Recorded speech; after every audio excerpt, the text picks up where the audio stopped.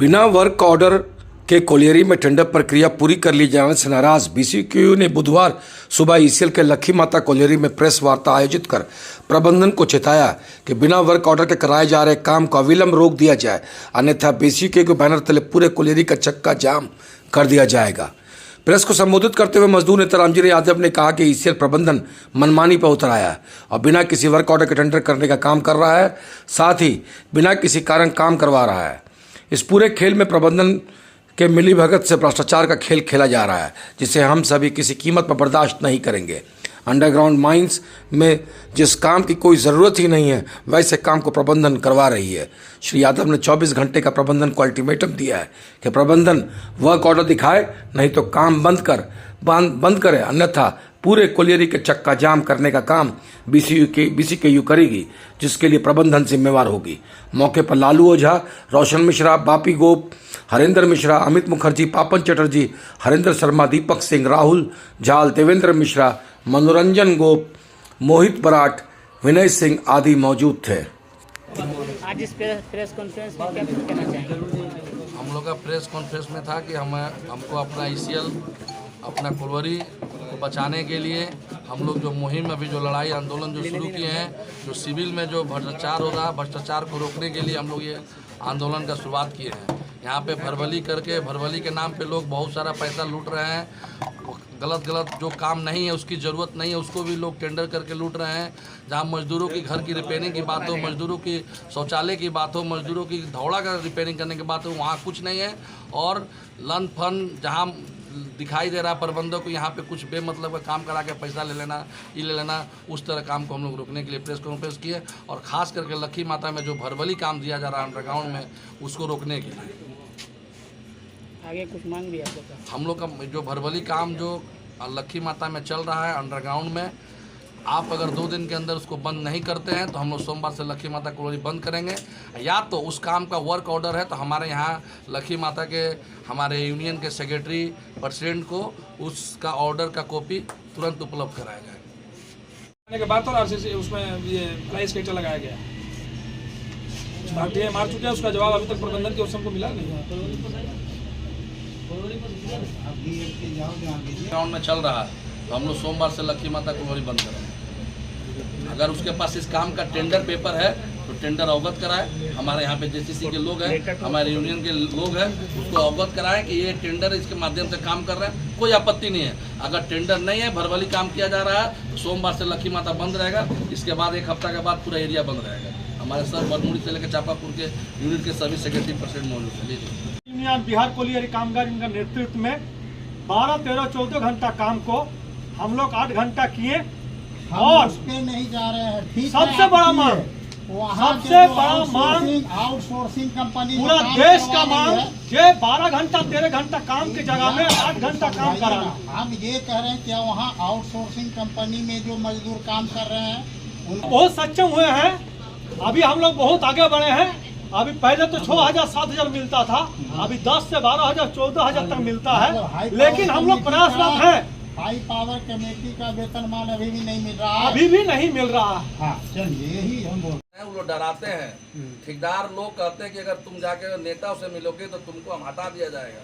तो बेचारे जो मजदूर है उनके लिए 300 रुपया भी बहुत मायने है। उनका 300 रुपया से घर चलता है। इससे डर के हम यही सवाल कर रहे हैं कि मजदूरों का विश्वास आपसे ज्यादा उससे डर से है, उससे ज्यादा डर है। नहीं, इस वजह से वो नहीं बोल पा रहा है। और आप उसका हित का बात कर रहे हैं, आपके पास नहीं आ पा रहा है। आपको जो लोग हमारे पास आए हैं, कापा सड़ा के भी लोग आए, उनकी लड़ाई लड़ा गया, राजा का भी लोग आए, उनकी भी लड़ाई गया। और आपको कल फिर पेपर से माध्यम से 2-4 दिन के बाद आपको मालूम चलेगा कि चापापुर का भी लड़ाई अगर कुछ लड़ रहा है तो बिहार पूरी कामगार यूनियन नहीं लड़ता है। इस पर अपना कोई ध्यान नहीं दे रहे हैं। वो लग कर बराबर वही अपना मैंने लूट में लगे हुए हैं।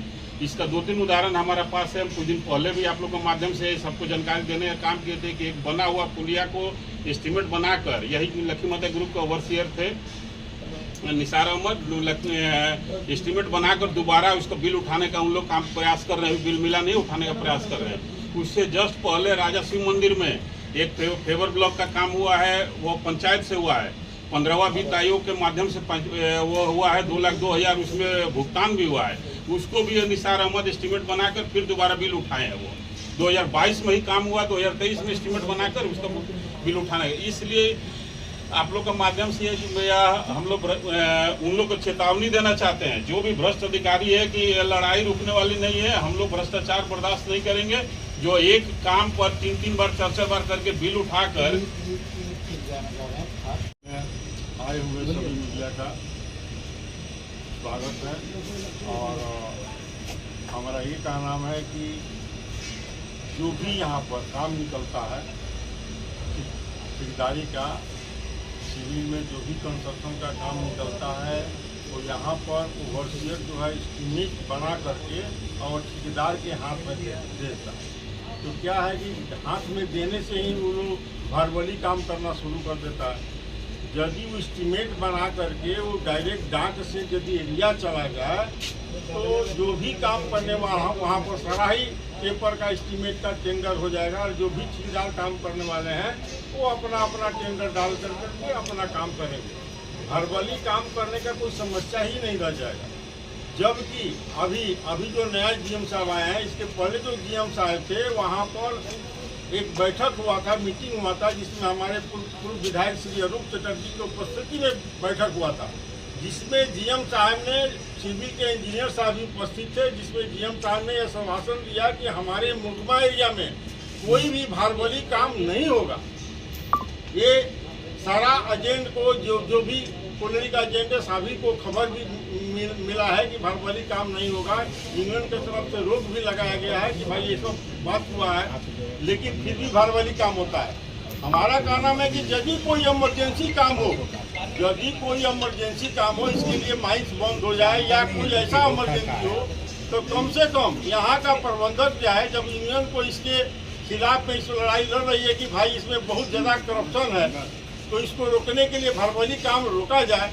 तो यदि इमरजेंसी काम में हमारे निशा का जो यूनियन ऑफिस है में वहाँ पर ये खबर दे दे कि भाई फलना हमारा इमरजेंसी है, हम फलना काम भरबली कराने के लिए हम आपको सूचना देते हैं। यदि ऐसा भी खबर मिल जाए, ऐसा होता है कॉलेज में कि कोई काम नहीं भरबली करने से जेसीसी के द्वारा वहाँ पर रिपोर्ट भेज दिया जाए, तो कोई दिक्कत नहीं है। हम तो जान जाए कि भाई एक ठो काम हो।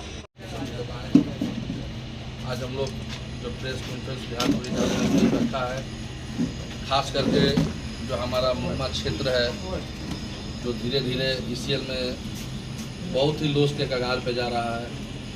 हम लोगों ने बहुत आकलन करने के बाद, बहुत कुछ देखने के बाद पता चला कहीं ना कहीं इसमें जो प्रबंधक की एक बहुत बड़ी लापरवाही है। और उस लापरवाही में सबसे ज़्यादा अगर इससे लॉस के कारण भी बन रहा है एक तरफ से, तो जो हमारा सिविल वर्क है, जो कॉन्ट्रैक्टर पे जो सिविल वर्क का हो अंडरग्राउंड, उसमें बहुत बड़ा और भ्रष्टाचार है।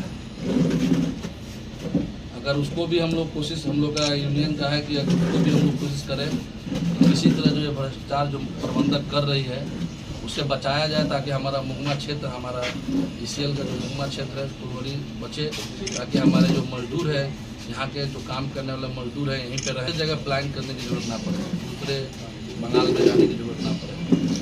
दूसरा कुलवरी दूसरा क्षेत्र बंद होता है तो निश्चित रूप से जिसका सर्विस बाकी रहेगा वो कहीं ना कहीं दूसरा जगह जाना ही पड़ेगा।